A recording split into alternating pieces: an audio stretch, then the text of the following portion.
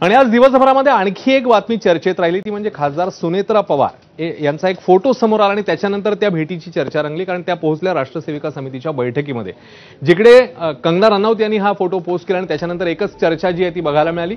राष्ट्र सेविका समितीच्या बैठकीला पोहोचल्या खासदार सुनेत्रा पवार आणि ज्याची चर्चा सध्या जोरात आहे। नवी दिल्लीतल्या संघाच्या या राष्ट्र सेविका समितीच्या शाखेला त्यांनी हजेरी लावली। भाजपच्या लोकसभा खासदार कंगना रनौत यांच्या दिल्लीतल्या निवासस्थानी ही सभा झाली। या फोटोत सुनेत्रा पवारांच्या हातात एक माईक आहे, बाजूला भारत मातेसोबत डॉक्टर हेडगेवार आणि गोळवलकर गुरुजींचा फोटोही आहे। सुनेत्रा पवारांनी सुद्धा कंगना रनौत यांच्यासोबत फोटो पोस्ट केला, मात्र काही वेळाने ती पोस्ट डिलीट केली आहे। विशेष म्हणजे महायुतीत असूनही अजित पवार कधीही संघाच्या बैठकीला हजर राहत नाहीत, पण तिकडे दिल्लीत सुनेत्राताई थेट राष्ट्र सेविका समितीच्या शाखेत सहभागी झाल्यानं चर्चांना पेव फुटलं।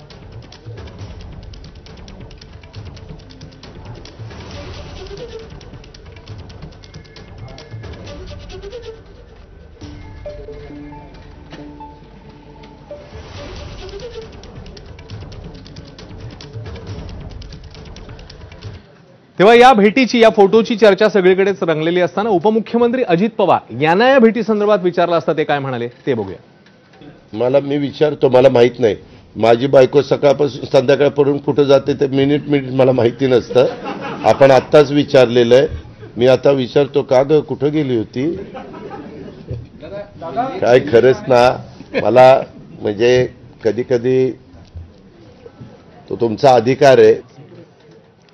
आणि याच अनुषंगाने आता आपण संवाद साधणार आहोत संदीप रामदास यांच्याशी। संदीप, जसं आपण आता बातमीमध्ये सांगितलं की अजित पवारांनी या भेटी काही कटाक्षाने टाळल्यात, म्हणजे मग संघाचं बौद्धिक काही आमदारांच्यासाठी असो किंवा अन्य बैठका असो, महायुतीत आल्यावरही त्यांनी या गोष्टी कटाक्षाने टाळलेल्या आहेत।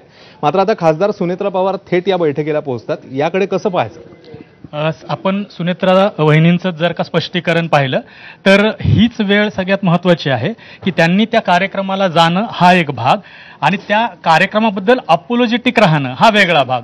तर ह्याच्यामध्येच आपल्याला लक्षात येतं की किती काळजी घेतली जाते। अजितदादांनी सुद्धा लगेच कानावर हात ठेवणं की मी अशा पद्धतीनं फॉलो करत नाही किंवा त्या त्यांच्या कार्यक्रमाला गेल्या असतील वगैरे, त्यांनी त्यांच्या मिश्किल शैलीमध्ये ते उत्तर देऊन टाकलं। पण आपल्याला हे बघायला पाहिजे की सुनेत्रा वहिनी तिथं अचानकच पोहोचल्यात किंवा आणि तो कार्यक्रम म्हणजे असा नव्हता की ज्याच्याबद्दल तुम्ही इतकं अपोलॉजेटिक होऊन लगेच त्याच्याबद्दलचं ट्विट मागं घेणं, असं स्पष्टीकरण देणं। पण ह्याच्या मागचं कारण काय हे आपल्याला माहिती आहे की राष्ट्रवादीचा बेस जो राहिलेला आहे तो वन ऑफ द फॅक्टर हा मुस्लिम मतदारांचा सुद्धा आहे। तर अशा पद्धतीनं अजितदादांनी किंवा राष्ट्रवादीमध्ये फूट पडल्यानंतर राष्ट्रवादीनं कायम एक दुरी संघापासनं किंवा ज्या हिंदुत्ववादी संघटना आहेत त्यांच्यापासनं एक अंतर राखलेलं आहे।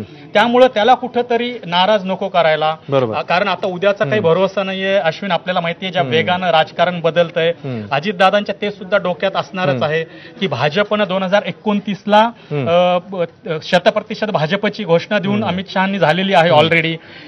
तोच विचार शिंदे आणि पवारांच्या डोक्यात असणारच आहे। तर अशा वेळी एक जो आपला हक्काचा मतदार आहे तो दुरावायला नको, कारण 2 वर्षानंतर हे फोटो सगळे त्रासदायक ठरू शकणार आहे। तर त्यामुळे मला असं वाटतं की या दोघांनी आता पुन्हा काळजी घेतलेली आहे, स्पष्टीकरण दिलेलं आहे आणि अशा कुठल्याही कार्यक्रमाला राजकारणासाठी आम्ही गेलो नाहीये।